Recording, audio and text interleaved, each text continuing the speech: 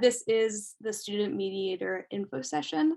I probably emailed a lot of you. My name is Shana Khan. I'm kind of your contact person through this application process, and I will also be your contact person after the application process once you become a student mediator. I am the lead student mediator. I am a fourth year undergraduate student at Emory University studying film, media, and sociology.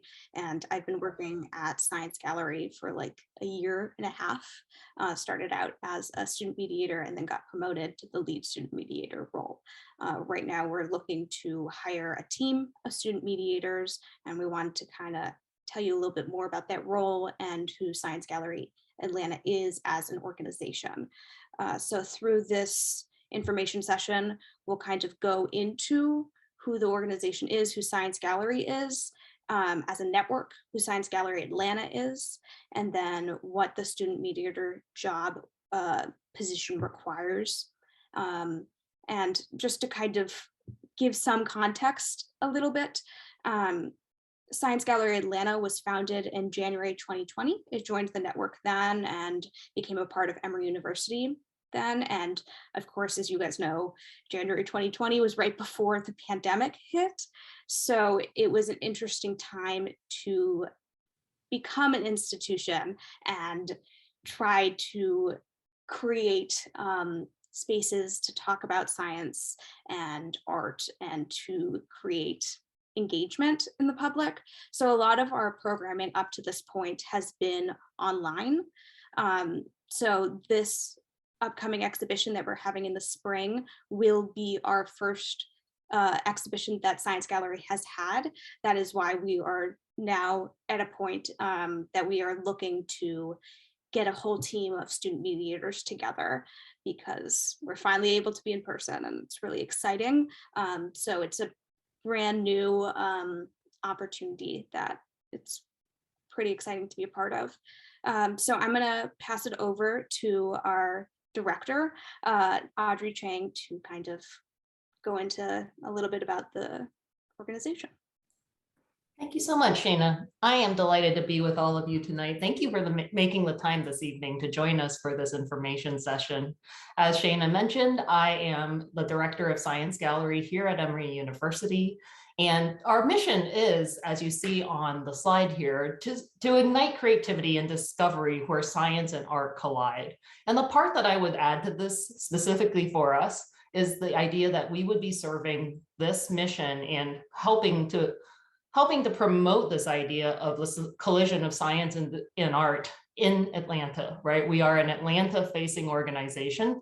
And so when we think about the work that we bring together, the students that we provide a network against, the research opportunities that we broadly want to be able to surface with the public, it's very much about Atlanta. And what's unique about Science Gallery is that there are only 8 of them in the world. So the one that we have in Atlanta is only the second one in the United States. The first one is at Michigan State University, and their site is very different from ours because of the nature of the research priorities at a land-grant university such as they have at Michigan State.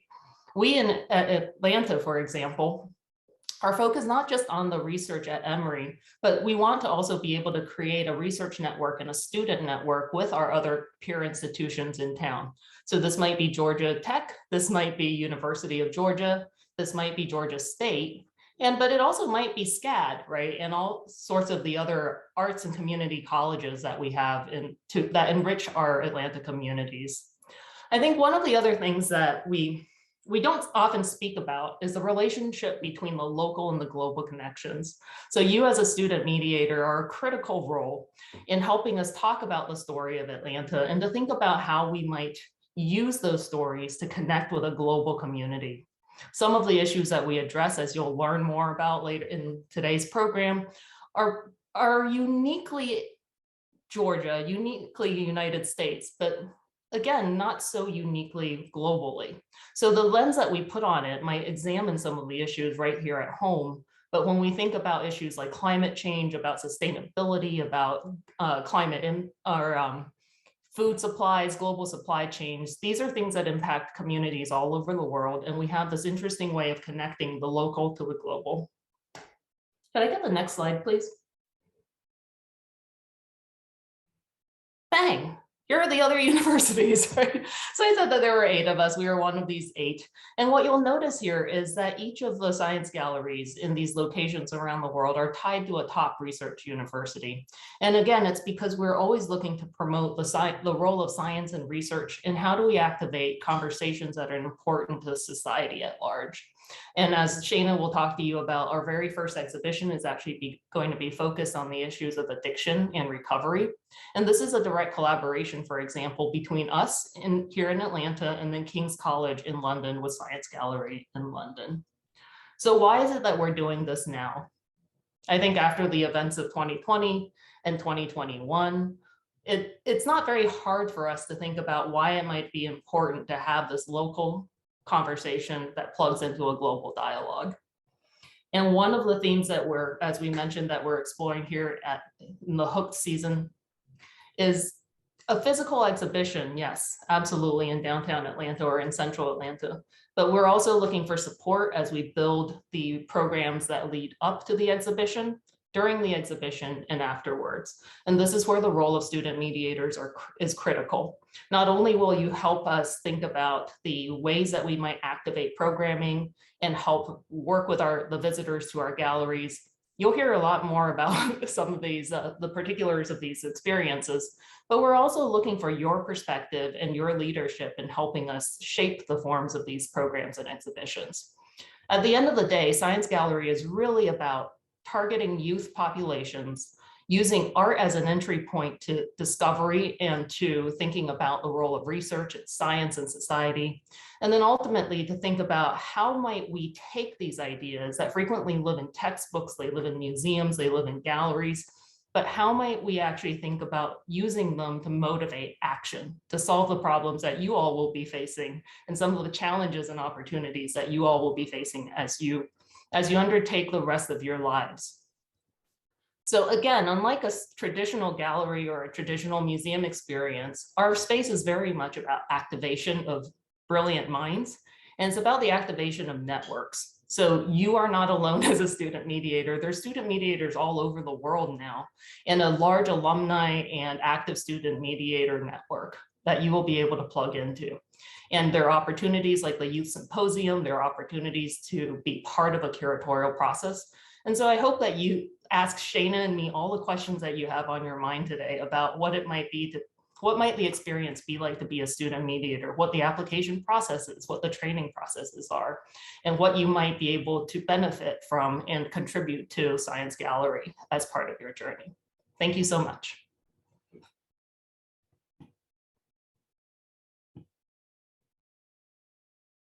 I didn't realize I muted myself. Sorry about that.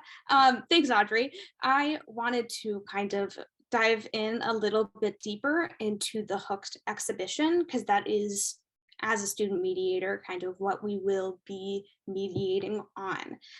So each exhibition season dives into one specific theme. So right now we are in the exhibition season on Hooked, which will explore addiction. And when we're in an exhibition season, it could last months at a time. All our programming centers around that one particular theme, and we work in collaboration with all the different researchers at Emory around Atlanta and globally as well, particularly in London, because the original Hooked exhibition was in London at Science Gallery London. So we work with researchers who focus on addiction and create works of art to live in our exhibitions to help us have conversation around addiction. And we have a list of programs and events and workshops also that go along with this to support our exhibition and further that conversation in the public. This QR code is to our events site on our website. I encourage you to check it out because we have a bunch of really cool events coming up for the rest of the year and then also going into 2022. This is one of the events that we have coming up. It's the evolution of EarthGang. I don't know if any of you guys know who EarthGang is or not, but they are a rap duo that are based in Atlanta, and they are from Atlanta originally, and grew up here and dealt with addiction in their community and personally, and had all the troubles with that and mental health, and all those issues kind of came up, and they were dealt with that in their community, and they explore that in their music. And so the event will be held at the Schwartz Center at Emory University, and it'll be kind of like a Genius video. I don't know if any of you guys are familiar with Genius videos, where they will we will all listen to their songs, and they'll kind of break down their lyrics, and kind of it'll open up conversation around their own experiences with addiction and how it goes back to their community based in Atlanta. And I'm particularly super excited for this event. But kind of going back to the exhibition as a whole, we don't want to create one definition of what addiction is, as this sentence kind of says. We're kind of try to go at it from two different angles, addiction and recovery. We're going to explore Hooked through 4 specific themes. It'll be euphoria, which asks the question of what makes us, like, what gives us happiness, and also kind of acknowledges that, like, not all usage of substance leads to addiction, and it acknowledges that there is an enjoyment and a pleasure from substances that does inevitably cause harm, but it lets that exist on its own. Then there's also speed of life, and that kind of delves into the technology addiction and asking questions about how the digital world and the reality that exists there impacts our real reality, if you want to say that. And then we also have the theme of beyond control, which as it kind of implies, kind of goes into how want becomes need, and how you develop addictions and what societal factors go into that. And then the last theme is harm to hope, kind of exploring recovery, what recovery can look like, how addiction is not the end of a story. And so that is kind of what will be explored in the Hooked exhibition. And we're also not going to be covering just substance addictions, as was kind of alluded to with the speed of life. We'll be exploring technology addictions, we'll be exploring food addictions, and other types of addictions as well. And the opening title page, I'll go back to that really quickly. This is one of the installations that was from the London exhibition. It just kind of inundates you with screens that are battery super low, and then there was a ton of charging stations there, and it kind of tries to get you to look at your own phone and check your own battery life, and then encourages you to charge your phone. And it kind of raises the question of, like, how dependent are we on our phones? What happens if it died? Would we feel like a part of us is lost without it? So this is what one of the installations could possibly look like at the Hooked exhibition. So kind of going back. So this, if it's going to load, yep. So this is a video. So the collaborative process that is innate in the science gallery experience is hard to kind of explain. So I wanted to kind of show instead of try to tell it to you all. You saw what one of the examples of a London installation will look like, but half of our installations are going to be made by Atlanta researchers and artists. So I wanted to kind of show you an example of what a collaborative work will look like, as all works created for Science Gallery are really motivated by collaboration and interdisciplinary works. So this is an example of a project that was created in collaboration for Science Gallery Dublin.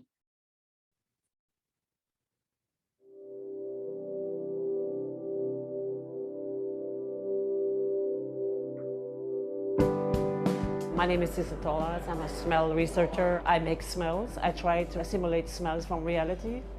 through chemical components. My name is Christina Agopakis. I'm a synthetic biologist and a microbiologist.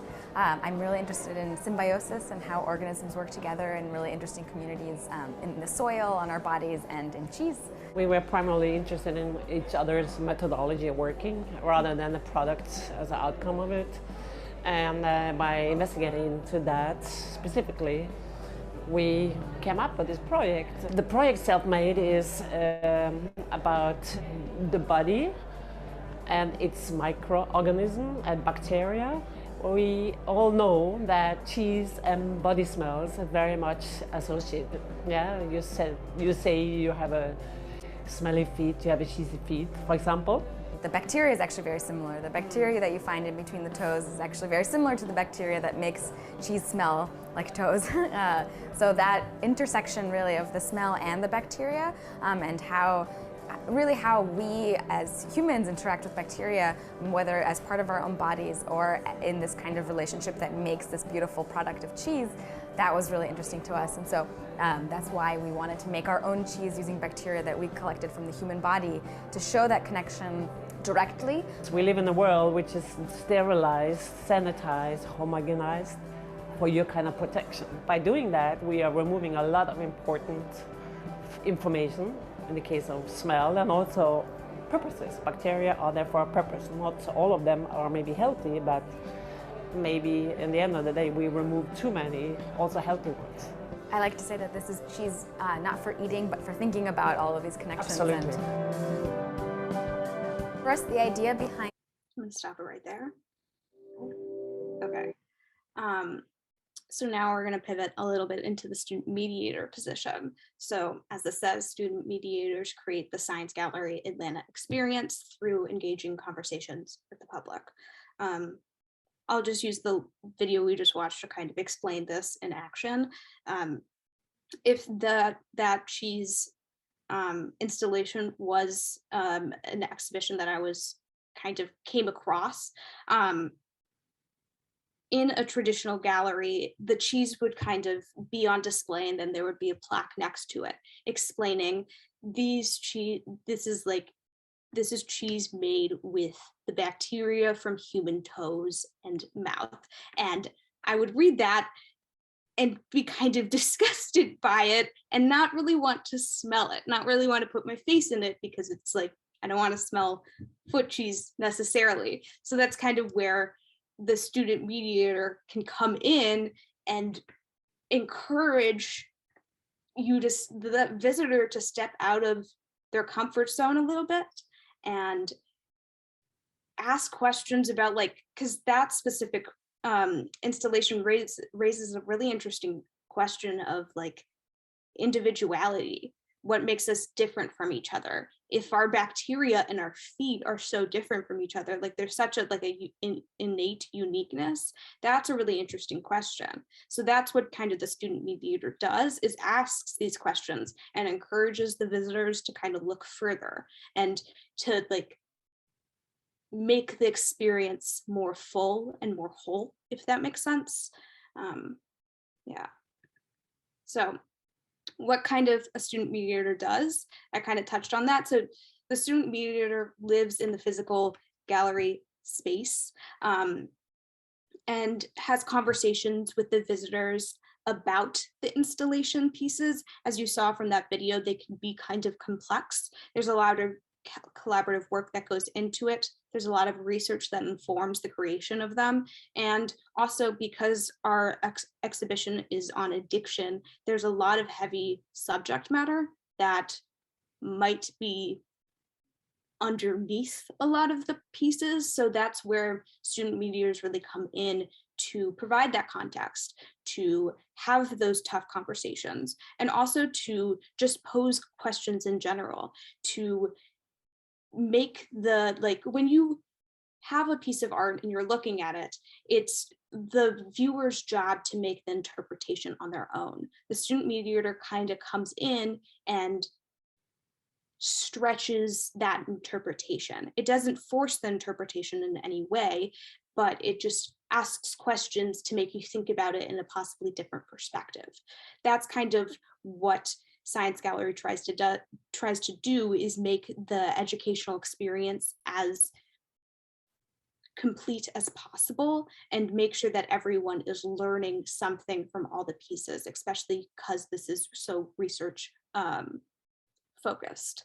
And another thing, because our target audience is 15 to 25-year-olds, we are the target audience. So we tend to know how to communicate best with our own peers. And that's another huge part of the student mediator, is that we are the face and voice of Science Gallery, and we kind of help contextualize information and make it more approachable, because it is a peer telling it rather than a researcher who might be more intimidating. So that's another important element. So this is a video created by Science Gallery International that kind of explains in a little bit more detail what a mediator does. I'll play a little bit. It might be a little repetitive, so I can stop it if it gets a little too repetitive.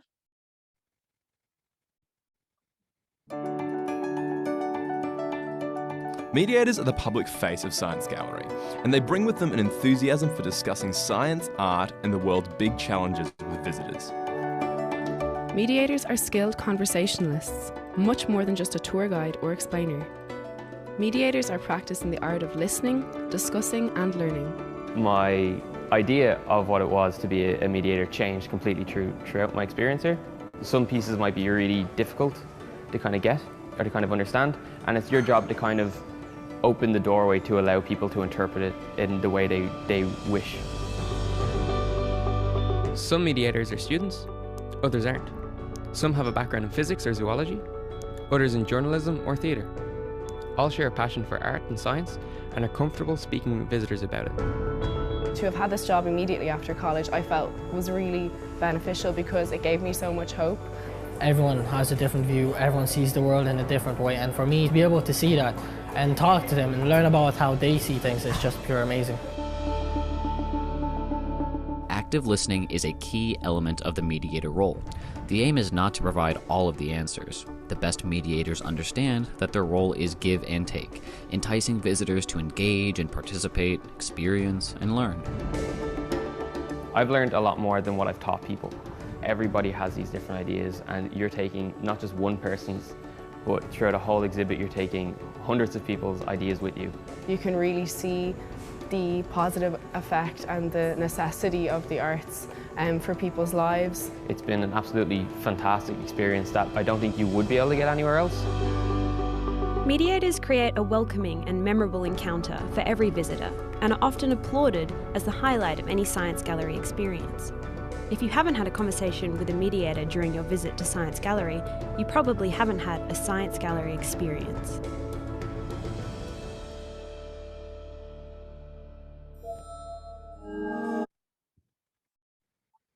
Okay, so now I kind of wanted to touch on some additional opportunities that we have for student mediators outside of the gallery. As, like I said earlier, the student mediators, we are part of our age demographic, and so we want to create opportunities for the student mediators as well. So we want to include things outside of the gallery. And as Audrey mentioned, a few of them, there'll be opportunities to be a part of the curatorial panel, which before every exhibition season, there is an open call and a curatorial panel comes together and picks which installations will be created or used in the exhibition. And so students will be a part of that because it's important that students' voices and our age demographics voices are part of the conversation.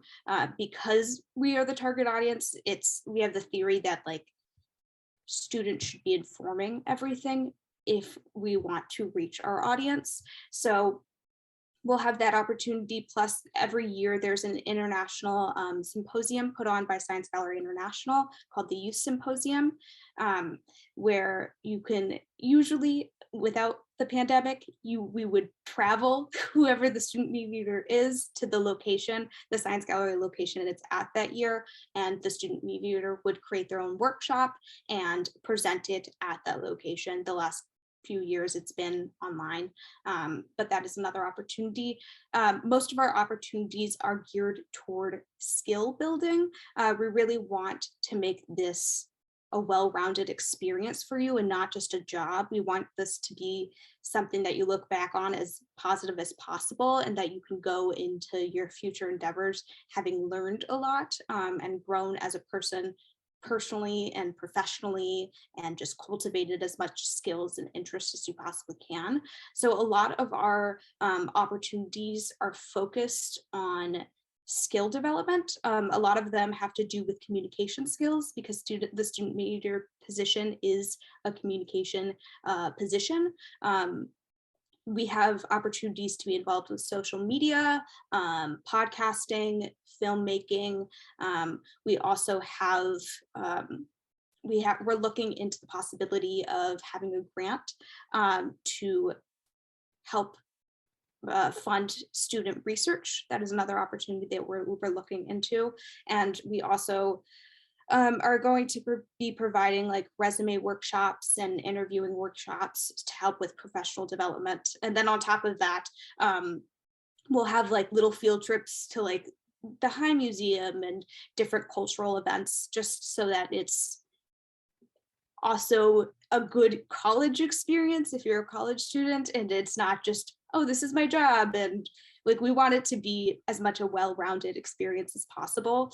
And on top of that, like I will say from my own personal experience, I've been able to kind of figure out what personally interests me the most, just subject-wise. And so even though we are just exploring addiction at this moment, that is not our last exhibition season. Like, we'll be exploring other themes going forward, and we also have time for programming in between seasons. So we always encourage you to come up with your own projects on the side and pitch it to us, and also just let us know what interests you specifically, so that we can try to include that in our programming, and we can help you explore what interests you. That's another primary care of ours. So yeah, kind of going into the student mediator application specifically, the application will be open until December 24th.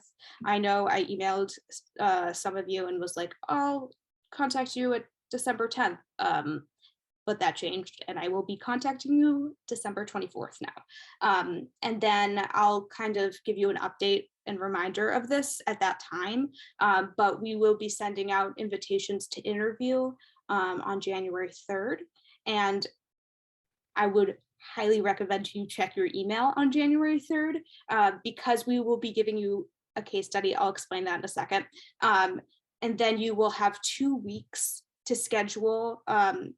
You'll have, the scheduling period will be 2 weeks to get your higher review interview done. So you want to make sure that you get the time that works best for you, and getting that done earlier rather than later will have better opportunities to fit with your schedule. So I would definitely recommend putting that in your schedule to look at your email if you don't do that normally during winter break. So I don't know if you guys are familiar with the platform HireView. HireView is a platform that basically conducts interviews online. You wouldn't be interviewing with a person like me. You would be interviewing with the computer, kind of. So a question would appear, you'd be timed, and then you would have to answer it in that time period. It is a little anxiety inducing, but it is a good way for us to kind of gauge your ability to communicate effectively. So that's kind of why we chose that. And the case study that I talked about, I'll go into like specifically of what the interview will look like. So we'll provide a case study, and I say that ish, will provide you a researcher and an artist and the work that they created together, so that you can know what installation you're going to be mediating on, and you'll have time to work on this before the hire review starts.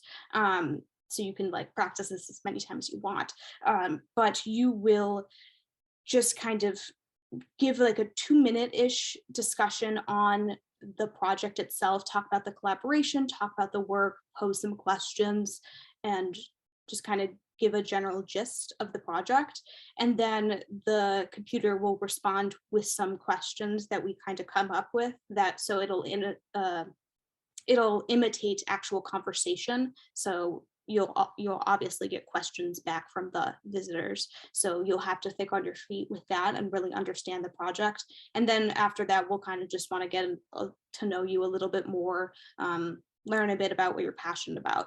So that's kind of what that is. And it might sound like that's a lot from what I was saying, but it's really just a 5-minute interview.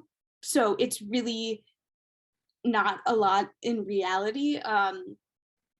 It just sounds like a lot when I say it. And then we will have, we'll send out notice of acceptances by the end of January, and then we'll get you onboarded from there. And then we will have a roughly 2-week training that will be spread out over 1 to 2 months. So we'll work on training, and that will be like involve science communication training. We'll bring in some people to help with that. So it will also be a great opportunity to develop some long-lasting skills. And I also wanted to kind of touch on some qualities that would kind of make you stand out as a good applicant, because I appreciate you guys showing up for this information session. So like I said earlier, this position is very much a communication position. So one of the biggest things that we're looking for is communication skills, especially being able to be engaging as you communicate, and being able to communicate with passion. And the other thing I would say is just having a curiosity to learn. That's a very key thing. And the last thing I would say is just being a team player. Yeah, because like you don't need to know everything about addiction in order to be hired. You don't need to be like, I'm a neuroscientist who knows all the chemistry in the brain about addiction in order to be a good student mediator. You could come from any field and you could be great.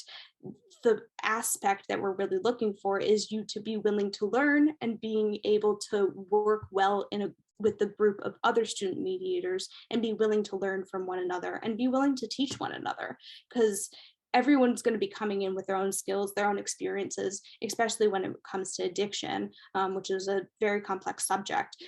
So it's really important that you're willing to learn, you're willing to teach, and you can communicate well in a group setting.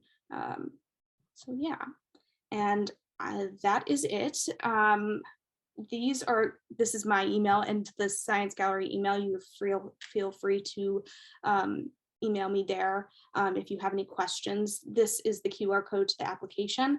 I forgot to do this earlier. I'm gonna throw some links in the chat for you to check out. You can go to our website, and it's an information video. So you can look into that. But if anyone has any questions, you can post it in the chat or unmute yourself. Be happy to answer anything. So would Audrey, I'm sure. Sorry, I had a question. Yeah. So do the mediators have the freedom to ask their own questions, or is it are we given a kind of guide to what questions we would ask visitors? Yeah, that's a great question. So we will have, we'll be giving everyone a handbook, and that handbook will go over, hold on, so that handbook will go over possible questions you could ask for each installation. It'll go into each installation specifically, and go into the researcher and the artist and give you all the information you could possibly need. And then it will also give you some potential prompts. So at the beginning, you would probably just memorize, but it would also be a living document. So as you're having conversations, if you find a question that you find particularly interesting, particularly engaging, you could add it to the handbook, and then everyone else could then use it. So it's very much a collaborative process with coming up with questions, if that answers your question. Yes, thank you so much. Hi. Hi. Oh my goodness, I'm like near tears hearing about the job and everything. I'm like, this sounds so perfect. Am I home? But like, we haven't even gotten past the application process yet. But this does it sounds beautiful. I think my question was, I'm a junior right now at Emory, and I was wondering if there's any chance I could still work as a student mediator beyond Emory. Like, would it be something I would be able to do post-college, or is it strictly during that time zone? I'm gonna let Audrey take that first. And then I can fill in any information. Well, first of all, I am super stoked you're that excited, because I also get very, very excited when I talk about Science Gallery. I can actually, if you guys hooked me up to whatever that device that you all might actually know the name of that measures my pulse, you would see that my heart rate accelerates every time I talk about Science Gallery. So I love to see that level of passion. The answer is yes. There are many ways to participate during your time at school. And actually, one of the things that I think is really exciting is being able to grow through the process, right? So you might start off being a mediator that works with Shayna to perfect and hone your skill, but we very much want to continue the pipeline where then you turn around and you act as a mentor, serve as a mentor to the mediators that follow you. And again, like Shayna was saying, you all have the best information and the best knowledge about how to communicate with your peers. So when you know something that works really well, we look to you to propagate that through the system. Other ways that you might be able to participate even beyond your, after you graduate, is there are alumni networks of Science Gallery mediators, like I was saying, right? So we were just up in East Lansing, Michigan, talking with the International folks, and one of the ideas that we're really thinking about activating is beyond the youth symposium, how do we create a network so that there could be exchange programs between Science Gallery mediators, either directly or virtually, right? Who wouldn't want to do a session with say Melbourne or with Bangalore or with Berlin, right? And we also think that activation of the network is how many of you will continue to be able to take action and make change in the world. So that's a very long way of saying yes. Yeah, and I would follow up with that, specifically with the student mediator position. For some reason, I'm having a hard time saying mediator right now, so I apologize. We've had a lot of grad students apply to the position, and it's definitely not just a college position. So if you want to continue afterwards, and I should also address this, it's not just we'll do the Hooked exhibition and then we're done. You could continue on and throughout the exhibition seasons as the themes are changing, and just kind of grow with the gallery. Yeah. Also, might I remind everyone that, we also will have jobs, permanent positions as organizations grow, right? So there are many ways to figure this out. And, as a shameless plug for the student mediator, as I was listening to Shayna, talk so sort of comprehensively and eloquently about the opportunity, a lot of what you'll learn when you're a student mediator is what's going to really propel you to the front of the hiring line. So one day when you're in that job interview, one day when you're leading a team, those communication skills and facilitation skills that you're going to build as a student mediator are really going to serve you very well professionally. That is so cool. Everything you say just resonates with me so deeply. This is so cool.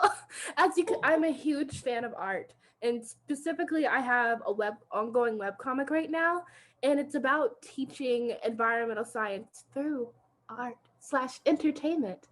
And I love interacting with people and hearing their thoughts and how they believe things and opening minds and just ultimately, coming together, grabbing the world, shaking it by its core, the whole 9 yards. And this just sounds so amazing. Oh my goodness. So follow us on social media and tell all your friends. Oh, you got it. No questions asked. Thank you so much. Absolutely. I wanted to ask, as mediators, whenever we're on the floor, if we'll be rotating through the different like exhibits, galleries, I don't know which word to use, or if we'd mainly be stationed at one. So the way that we're thinking about organizing it is that we would probably station by themes.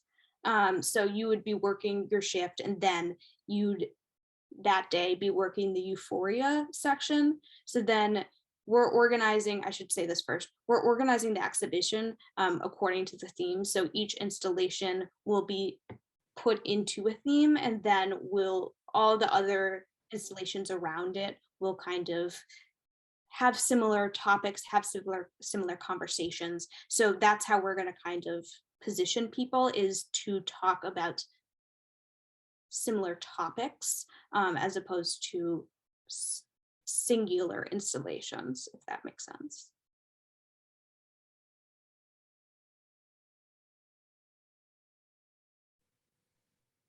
I also wanted to ask if no one else is gonna pop in with another question. I wanted to ask if a location has been determined yet, or if it's still up in the air for where the exhibition is going to be located.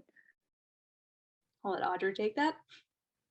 Yes, I was just fumbling for the unmute button. There has been a location that's identified in central Atlanta, and that will actually be our space for the next 2 years. It's an incredible space that once we release it, you will probably all know exactly where it is. So that press release should be coming along any day now, hopefully before the end of the month, but we'll certainly share it out through social media. You will see, so make sure you follow us. This is the best way to get updates. But what I will say is, we are looking directly into ways to facilitate students being able to get down to the site as well for memory, because we realize that many of you might not have cars, want to own cars, or allowed to keep cars on campus, and that we want to make this an experience that doesn't get tied up right in logistics for you. So this is something that we are actively investigating, and again, all ideas are welcome because you all know what you need the most. So Sarah had a question. How many people total will you be accepting into the mediator position? Shayna, that's for you. Yes, we're looking at around 30. We could be doing 40, we could be doing 20, but it's going to be around 30. And so this might be a good time, Shayna, to jump in with the reminder that we are likely opening the Hooked exhibition at the end of March-ish. We are confirming those dates and then hoping to keep it through the early part of summer. So you have a little bit of time when you're actively in classes and some time where you're on summer break as well. And I will add to that, as we stand right now, it is not a requirement that you be available past graduation or like the end of semester, even if the gallery is open past then. So even if we are open into the summer, it's fine that you don't have that availability.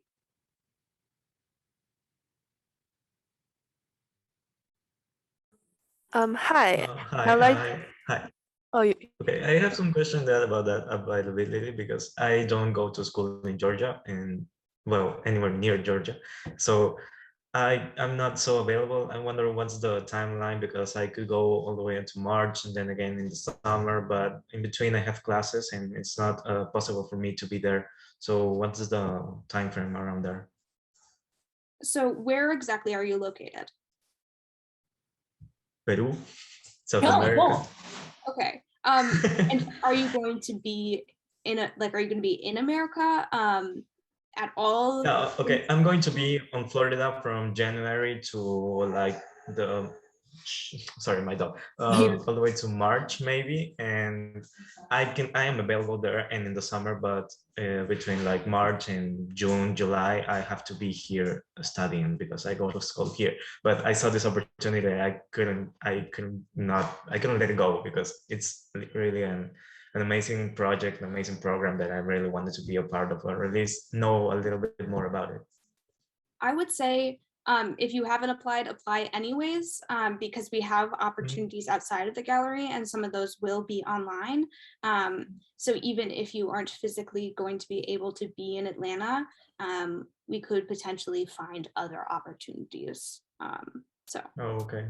One of the things that I've been thinking about and might or might not have actually said anything to Shayna and Jenna about this is actually creating a core of dedicated mediators. I also can't say it now, for the virtual experience, right? We realize that not everyone can come to Atlanta, and even if they lived in Atlanta, we don't know what COVID's going to look like in a couple of months, and so there's a really interesting opportunity to focus specifically on being a virtual mediator, which is a very different experience than being an in-gallery mediator.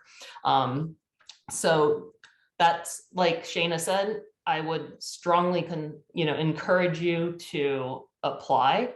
And then as we start building out what these programs look like, there are many ways, right, to be part of the Student Mediator Corps.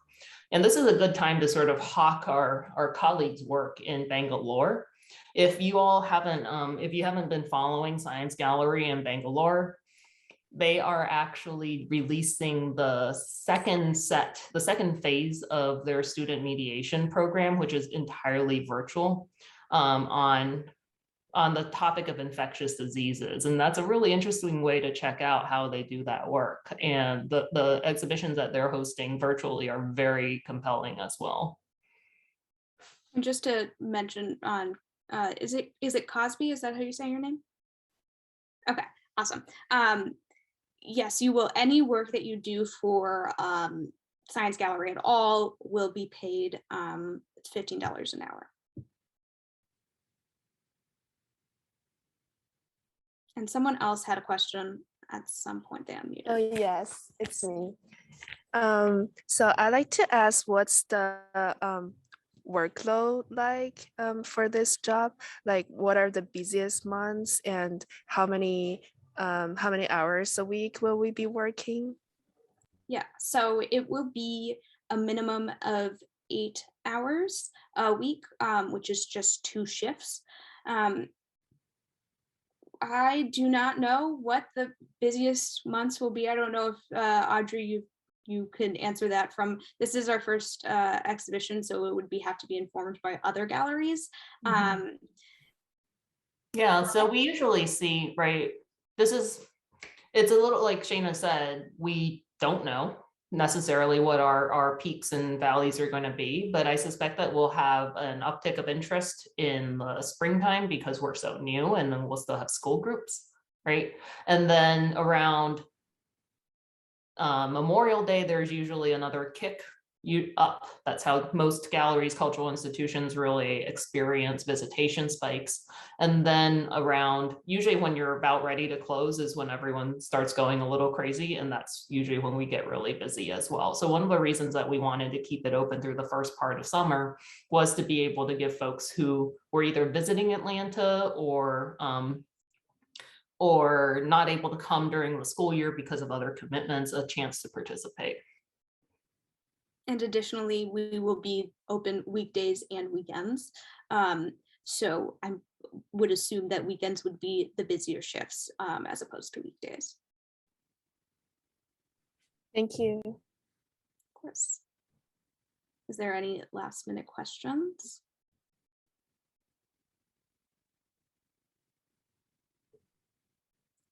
Great. So everyone, I don't know if you saw on the last slide, but we're on all social medias. It's just at SciGal. I'll type it out.